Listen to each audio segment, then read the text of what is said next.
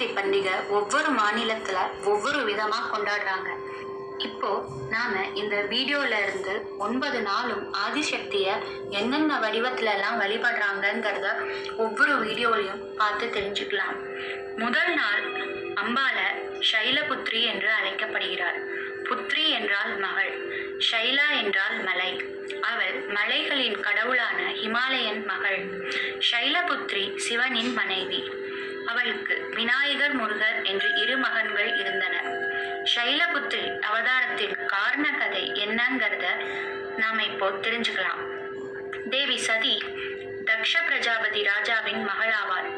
ராஜா தக்ஷம் பிரஜாபதி பிரம்மாவின் மகன்களில் ஒருவர். தக்ஷன் தன் மகள் சிவனை மனம் முடிக்க கூடாது என்று எண்ணினார். ராஜா சிவனை ஒரு துறவி எனவும் அவர் அரச குடும்பத்து பெண்ணை மணக்க தகுதியற்றவர் எனவும் எண்ணினார். ஆனால் சதியோ தன் தந்தையின் பேச்சை கேட்காமல் சிவனை மனம் முடித்து கைலாசத்தில் சிவனுடன் வாழ்ந்து வந்தார். ஒரு சமயம் ராஜா தக்ஷன் ஒரு மாபெரும் யாகத்திற்கு ஏற்பாடு செய்து எல்லா கடவுள் மற்றும் தேவர்களையும் யாகத்திற்கு அழைத்திருந்தார். அவருக்கு சிவனை பிடிக்காததால் சிவனையும் சதியையும் யாகத்திற்கு அழைக்கவில்லை. சதிக்கு யாகம் பற்றி தெரிய வர அவள் தன் தாய் வீட்டிற்கு சென்று யாகத்தில் கலந்து கொள்ள ஆசைப்பட்டாள். ஆனால் சிவனோ உன்னை அழைக்காத இடத்திற்கு நீ செல்வது சரியல்ல என்று சதியை தடுக்க முயன்றார். சதியோ சிவனின் பேச்சுக்கு செவிசாய்க்காமல் கிளம்பி யாகத்திற்கு சென்றார். ஆனால் அங்கு சென்ற பிறகுதான் தாய் பிரசூதியை தவிர அவள் வருகையை யாரும் விரும்பவில்லை என்று அவள் தெரிந்து கொண்டாள். சதியால் இந்த அவமானம் ஏற்றுக்கொள்ள முடியவில்லை. மேலும் தக்ஷன் அனைவர் முன்னிலையில் சிவனை மேலும் அவமதிக்கும்படி உறவினர் முன் பேசினார். இதை பொறுத்து கொள்ள முடியாத சதி யாக குண்டத்தில் குதித்து விட்டாள்.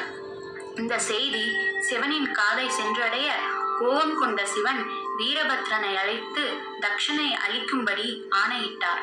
தக்ஷனின் தலை துண்டிக்கப்பட்டு யாகசாலையை அழித்தார் வீரபத்ரன். பின் சிவன் பாதி தீயில் வெந்த சதியின் உடலை எடுத்து சென்றார். சிவனால் சதியின் இழப்பை ஏற்றுக்கொள்ள முடியவில்லை. அவர் சதியின் உடலை எடுத்து செல்லும் போது சதியின் உடல் பாகங்கள் வெவ்வேறு இடங்களில் விழுந்தது. இந்த இடங்கள் அனைத்தும் பின் சக்தி பீடங்களாக ஆனது. விஷ்ணுவின் தலையீட்டால் தக்ஷன் மேல் இருந்த கோபம் தணிந்து பின் தக்ஷனுக்கு ஆட்டின் தலை பொருத்தப்பட்டு யாகம் முடிக்கப்பட்டது.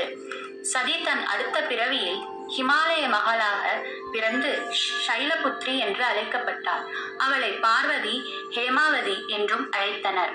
இந்த பிறவியில் மீண்டும் சிவனை மணந்து அவள் அனைத்து முக்கிய கடவுள்களையும் தோற்கடித்து சக்தியின் உருவமாக கருதினார். ஷைலபுத்ரிக்கு உகந்த பிரசாதம் நெய். நெய் பிரசாதமாக தரும் பக்தர்களின் வாழ்நாள் முழுக்க நோய் நொடியின்றி வாழ்வார்கள் என்பது நம்பிக்கை. இதுவே நவராத்திரியின் முதல் நாள் அன்று நாம் தெரிந்து கொள்ள வேண்டிய அம்பாளின் கதை.